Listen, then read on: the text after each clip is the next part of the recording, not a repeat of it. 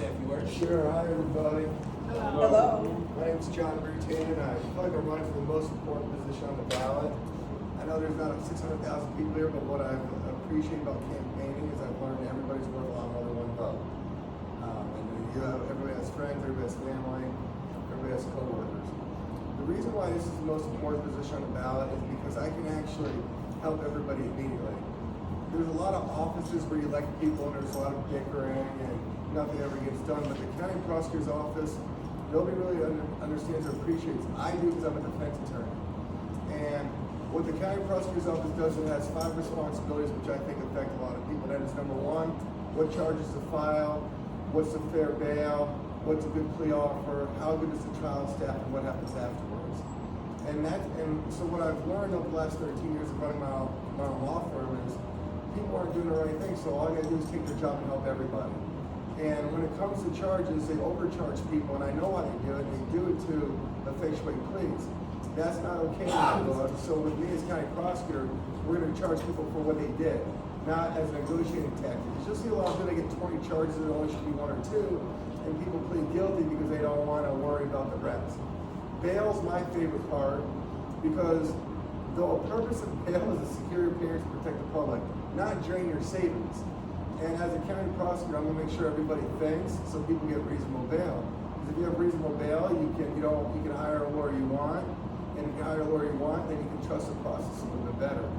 Plea offers, I think, is where I'm really gonna separate myself, because I understand everybody's good, they really are. Just good people make bad mistakes, and so it's my job to use compassion and measurable justice to prevent them from happening again. So when I think about you guys here, I'm always mindful, like, who's my audience, right? And my audience today is the public. So how can I help the public? Well, I can help the public honestly, and this is what's amazing, it's actually true, because I can bring crime down. And the way you bring crime down is you punish the small things so the big things don't happen, and then you don't give somebody too much time to create a new generation of criminals. So one thing I've learned is if you do drugs, for example, like cocaine or pills, it takes about 2 years to get out of your system. But if you put them in prison for 5 or 6 years, all you do is ruin their life, opposed to getting the treatment or getting the help they deserve. And when I hear about guns, I know how to stop that too, because really where it starts from, it starts as a teenager. And what happened to me is at the age of 21, 22, I punched a guy for calling my sister a few bad names, and I thought I was okay and justified in doing what I did. And then at the age of 40, I actually had 6 months in jail. That's one of the reasons why I'm a defense attorney. I got out after 8 days by the grace of God. I tasted fresh air, couldn't believe it. So at the age of 40, I had my kid, I'm about to get engaged, and I found out my ex not only still half my life savings, she's cheating with the guy I knew. So guess what? I wanted to kill a guy. And guess what I did? Nothing. Because what happened when I was 21. So unfortunately, people have to go to jail. And they don't have to go to jail for a long time, that's why I'm there. And I heard one judge tell me, well, if you put a teenager in jail, the chances of graduating is 50% less. And I told him, if you don't put them in jail, the chance of them creating more crime is even greater. So you gotta have somebody in there that's mindful. My opponent's never had a trial in her life. It's just more or less a business person, but I'm open to questions. I wish I had more time because I could talk for a year. So, does anybody have any questions about how I can help or what? Yes, ma'am. Okay, listed your work focus on 5 issues. 1, what are the charges? 2, fair bail. 3, plea offer. 4, status after. Ooh, I love that. Thank you for that question. So it's my favorite. I love this. One of the best things for mankind is what they call hope, right?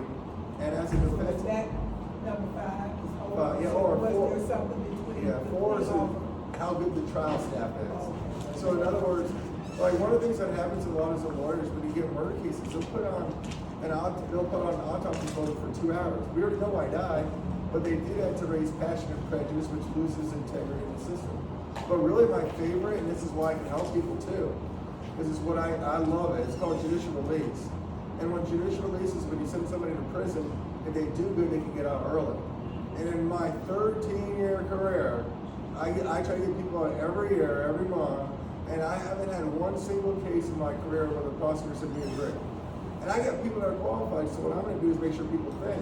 Because if you go to prison, with me as a county prosecutor, and you have a family, you're gonna understand if I do good, I can get out early. And so what that does is it motivates you. Number one, it's going to help the prison be better because now you're going to go in there with a better attitude.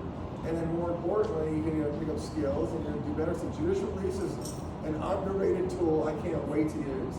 In fact, a lot of times in my career when I have serious crimes, I try to get them 4 years, 11 months. Because if you get 5 years, you got to do every bit of 4. But if it's less than 5, you only got to do 2. So I always try to get 4 years, 11 months. I try to get people out after 2 or 3 years. And so it's a great resource, but that's why experience matters.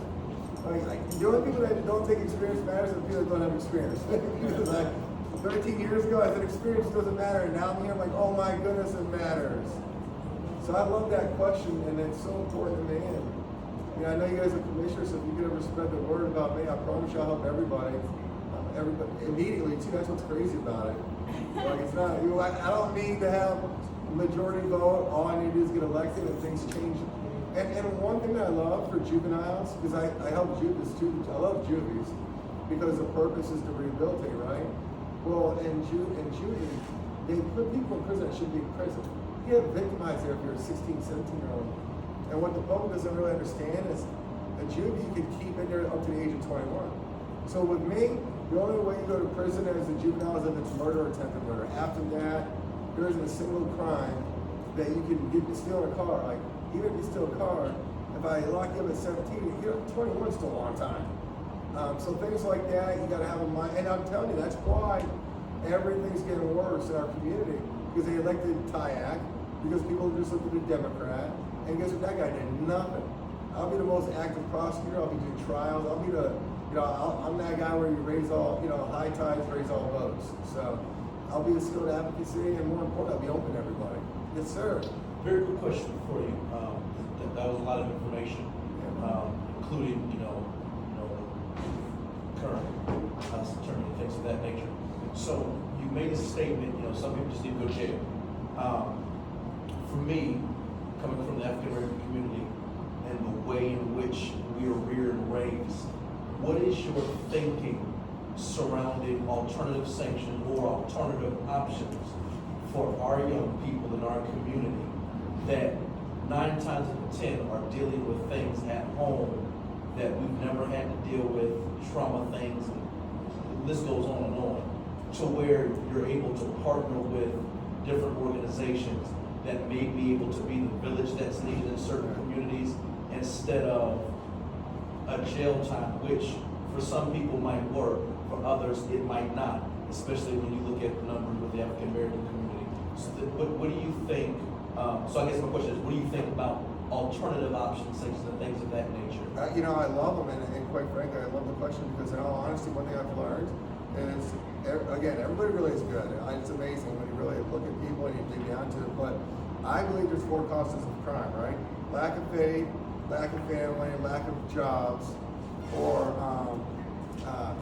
or lack of education. So what you try to do is you try to isolate the issue, or victims victimize, which is amazing to me, right?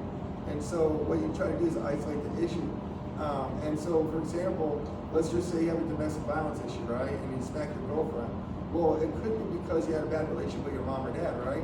So maybe so one of the reasons why I do what I do actually isn't necessarily to get votes, because I'm never going to win an election just by going to tables. I actually gain information. And you'll see me accumulate things. I was at a resource center, so what I do is I get all the resources I can.